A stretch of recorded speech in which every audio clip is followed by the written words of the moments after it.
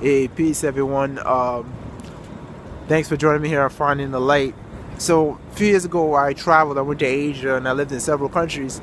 And during that time, I got directed, ironically, I'll just tell you how. I went to Brazil a few years ago. And when I was there, it was kind of odd, man. I remember this guy was telling me I was paranoid.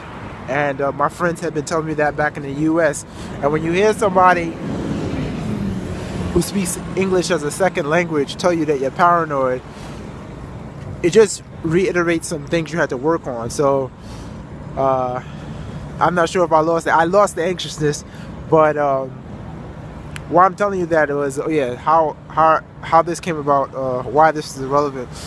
I went to China, and in China, this gay Chinese dude I work with, during the course of a conversation, and this guy is so instrumental.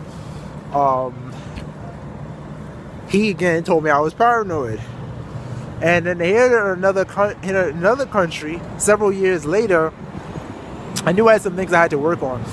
So what happened was,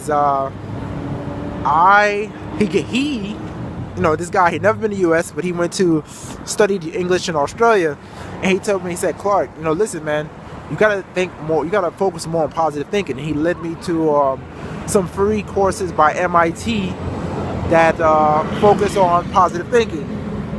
And the courses weren't really good, but they weren't. The content that I saw wasn't really good. But I started researching, doing more positive thinking, and that was when I got turned on to motivational speakers. I cannot tell you, man, there were times when I was in Asia, man, I was down and out, more than I've ever been. There were times when I was alone, isolated, afraid, and certain people I just have to thank, and they're motivational speakers. I'm going to give you some of their names, so hopefully they can help you in the future. The first guy, believe it or not, the first person that helped me was Zig Ziglar. Zig Ziglar is one of the masters of motivational speaking, and he helped me with time management. Because of Zig Ziglar, right now I manage every day that I have in my life right now. Even if I'm down and out, I schedule the day. Now I may vary, but I'm very particular about my schedule, and this is a practice I got started with in China. Actually, I plan every day. I use a calendar for every day. After him, it was Les Brown. Les Brown, tremendous motivational speaker. Les Brown, Tony Robbins, Eric Thomas, Jim Rohn has come to me at different points in time. Even Tyler Perry. Tyler Perry has a video where he's talking about, I never watched any of his movies, but because I'm not in the whole media business, but he has a video where he's talking about not giving up. And the person that really came to me and saved my life, man, Ralph Smart. I have to tell you, man, Infinite Waters. A lot of people are not into motivational speakers. Here's the thing, my take on motivational speakers. These people are all like, it's like the Avengers of the X-Men, right? And they're just sharing their superpower with you. You have to choose which person or message you like. There's some days I wake up and I want to listen to Les Brown or Eric Thomas. There's some days I wake up and I don't want to hear Eric Thomas, because Eric Thomas's message is like, listen, you want to be successful, then you got to read that motherfucking book until your eyes bleed.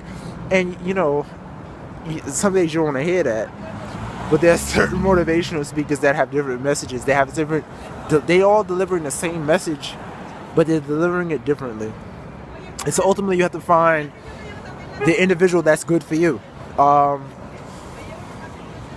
of a woman that was her books, motivational books that were good for me was Zulma Reyo. She's Brazilian. She's a very powerful woman in terms of helping me develop my sense of intuition.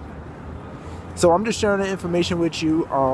These are like modern day prophets, spirit guides, because a lot of people are disconnected from religion now. Not just whether you are, regardless of, you know, a lot of people are leaving religion, but they still want spirituality, and this can be developed. And so again, a lot of these motivational speakers, like every day right now, I listen to Ralph Smart.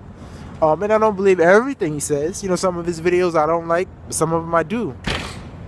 One of the best motivational speakers for me, and you may be bugging when I say this, was Tariq Nasheed. Tariq Nasheed he's an author of a series of books about, like, you know, the Mac, being a Mac. And you're saying, well, what's that got to do with motivational speakers? When he first started writing his book, a lot of people, a lot of black men were calling his show and telling him to say, hey, look, you know, your books changed my life, because being a Mac is not about hurting women or taking advantage of women. It's about taking care of your life and upgrading your life and upgrading your mind. Alright, so I just thought I would share that with you. And those are some people that helped me. And I listen to this every morning when I wake up. I always listen to motivational speakers, because what you listen to in the first few minutes of the day controls the theme of your day. Alright, I wish you success. Peace.